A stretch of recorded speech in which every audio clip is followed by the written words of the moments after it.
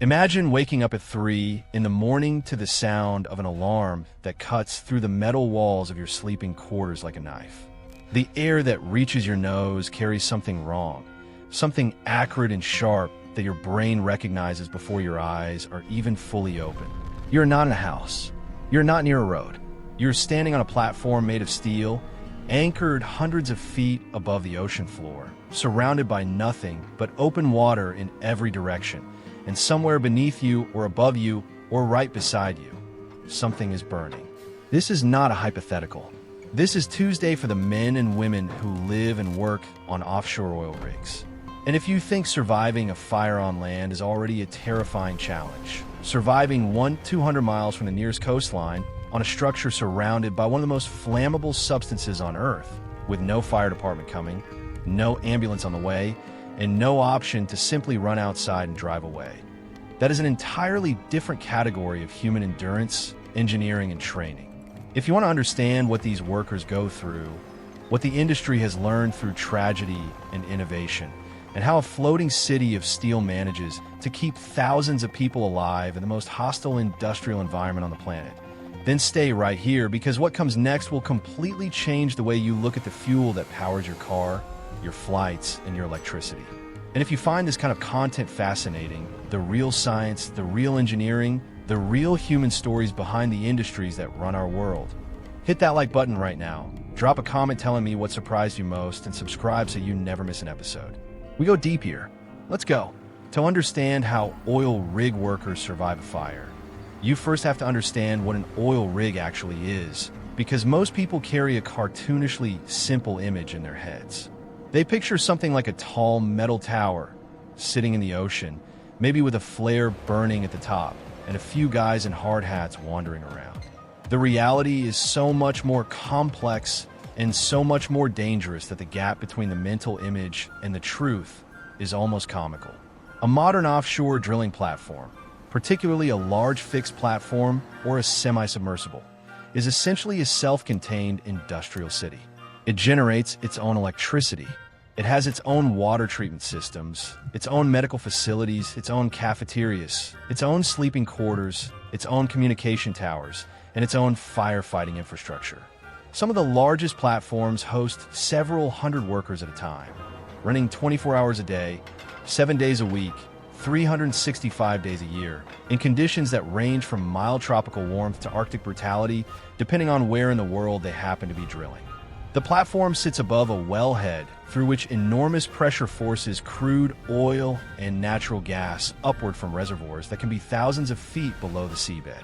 That pressure is managed through a series of valves, blowout preventers, and control systems, because if that pressure is ever released suddenly and uncontrollably, a blowout, the results can be catastrophic.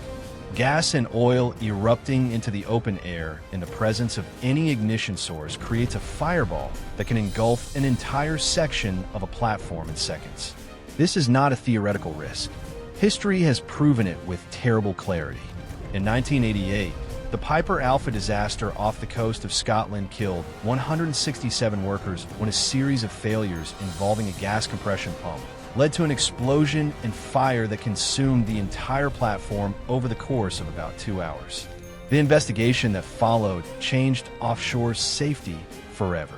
In 2010, the Deepwater Horizon blowout in the Gulf of Mexico killed 11 workers and injured dozens more before sinking the rig entirely and triggering the largest marine oil spill in American history.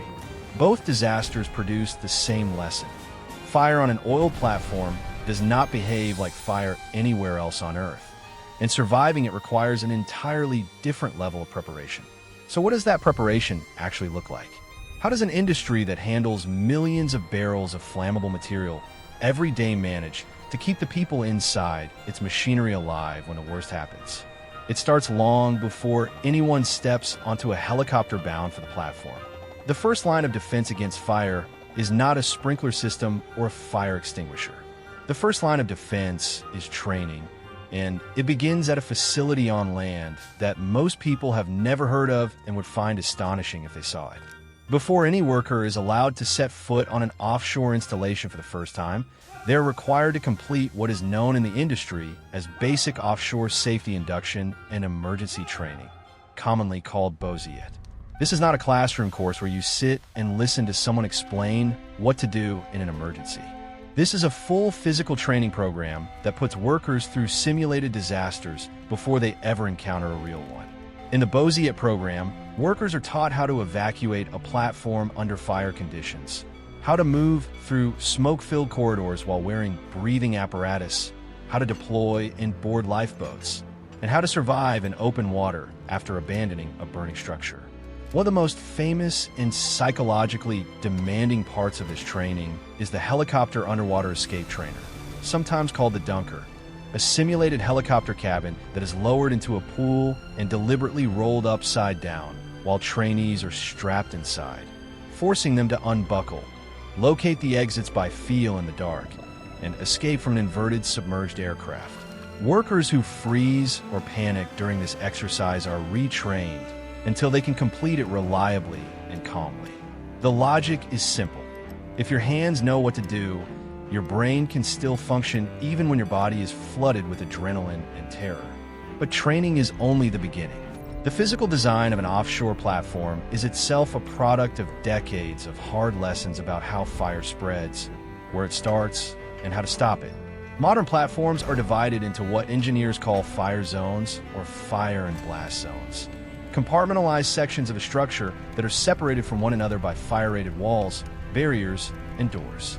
The philosophy behind this design is called passive fire protection, and it works on the same principle as watertight compartments in a ship.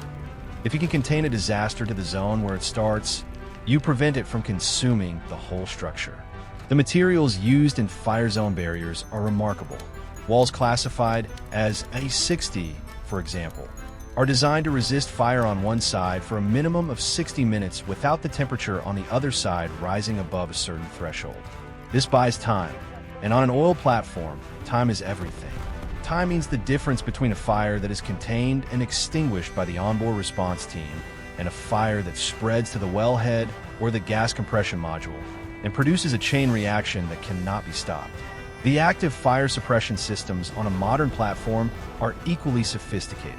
High-pressure water deluge systems can flood specific areas of the platform with thousands of gallons of water per minute, cooling surfaces and preventing fire from spreading. Halon gas systems, or more modern alternatives that have replaced halon due to its environmental impact, can suppress fires in enclosed spaces like control rooms and electrical equipment rooms by displacing oxygen and interrupting the chemical chain reaction of combustion. Foam suppression systems are used in areas where flammable liquids are present. Because water alone is not effective at extinguishing an oil fire, it can actually spread burning liquid further by floating it away from the source. Then there is the fire detection infrastructure itself. A modern offshore platform is laced with sensors, smoke detectors, heat detectors, flame detectors that use infrared or ultraviolet sensors to identify the signature of a hydrocarbon fire within milliseconds of ignition, and gas detectors that constantly sample the air throughout the facility looking for hydrocarbon concentrations that could indicate a leak before it ever reaches an ignition source. The philosophy here is detection and prevention rather than reaction, because a fire that is caught in the first 5 seconds is a very different problem from a fire that has been burning for 5 minutes. When an alarm sounds, the response is immediate and coordinated in a way that mirrors military structure more than anything most civilians would recognize from their workplace fire drills.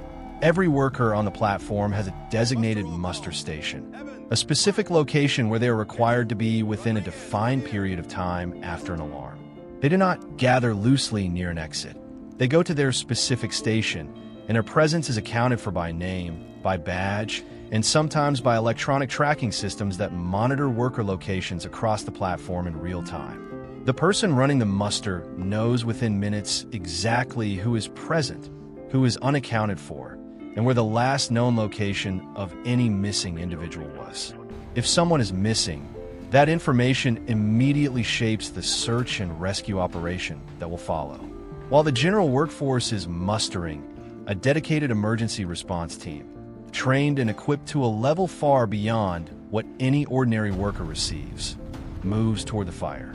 These are the platform's own firefighters.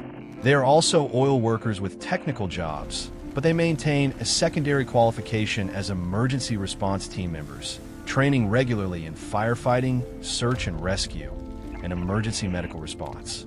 They carry the same kind of breathing apparatus that structural firefighters use on land. They wear fire-resistant protective clothing, and they carry communications equipment that allows them to stay in contact with the control room, even inside a burning section of the platform, where visibility may be zero. The control room itself becomes a command center during an emergency. The offshore installation manager, the person with ultimate authority over the entire platform, is in communication with both the response team and with onshore emergency coordinators simultaneously. Helicopters may be scrambled from onshore bases, Coast Guard vessels may be alerted, and nearby ships may be contacted and asked to stand by for assistance. All of this happens within minutes of an alarm being confirmed as a genuine emergency rather than a false positive. If the fire cannot be controlled, if it reaches a point where the safety of the entire platform is at risk, the order to abandon the installation is given. This is called a total platform evacuation, and it is the option of last resort, because leaving a burning oil platform in the middle of the ocean is itself enormously dangerous. Workers have three primary means of escape, depending on the nature of the emergency and the location of the fire. The first is the primary lifeboat system. Large, fully enclosed fiberglass lifeboats, capable of carrying anywhere from 50 to over 100 people, are mounted at several points on the platform on launching systems that allow them to descend to the water, even if the platform is listing or partially on fire. These are not open rubber rafts. They are engineered survival vessels with their own engines, their own fuel supply, their own water and ration supplies, their own firefighting capability in the form of a water spray system that can coat the outside of the boat to protect it from radiant heat as it descends past a burning section of the platform, and their own navigation equipment. The inside of a modern, totally enclosed motor-propelled survival craft, or TEMSC, is designed to protect its occupants from fire, impact, and cold water submersion simultaneously. The second means of escape is the fast rescue craft, smaller and more maneuverable vessels used primarily to retrieve individuals who have ended up in the water. The third, and most dramatic, is direct water entry, jumping from the platform into the ocean, which at sufficient height and under fire conditions can be lethal, but which may be the only remaining option if lifeboats are inaccessible or already deployed. Once in the water, workers wear immersion suits, sometimes called survival suits or Gumby suits, that are required to be accessible to every worker at every moment during their time on the platform. These are not thin wetsuits. They are thick, insulated, full-body suits designed to prevent hypothermia in cold water for a minimum of several hours, to provide buoyancy without a separate life jacket, and to make a person visible in the water through bright color and reflective strips. The difference between wearing an immersion suit and not wearing one in water temperatures common to the North Sea, for example, is often the difference between being alive when rescue arrives and not being alive. Rescue itself presents its own set of challenges. Helicopters operating 200 miles offshore are at or near the edge of their operational range in many configurations. The sea state at the time of an emergency may make it impossible to deploy rescue divers or to approach a burning structure closely enough to retrieve survivors from the water directly. Wind direction determines how quickly toxic smoke and burning debris spread. Waves that are perfectly manageable in calm conditions become life-threatening obstacles for anyone in the water when a storm is passing through. The offshore emergency response community has spent decades developing protocols, specialized equipment, and coordination systems to address every one of these variables. But the honest truth is that there is no scenario in which a fire 200 miles from shore is easy to manage. There is only more prepared and less prepared. The industry has been pushed to become more prepared by tragedy at every step. After Piper Alpha, the entire regulatory framework for offshore safety in the United Kingdom was overhauled. The concept of a dedicated,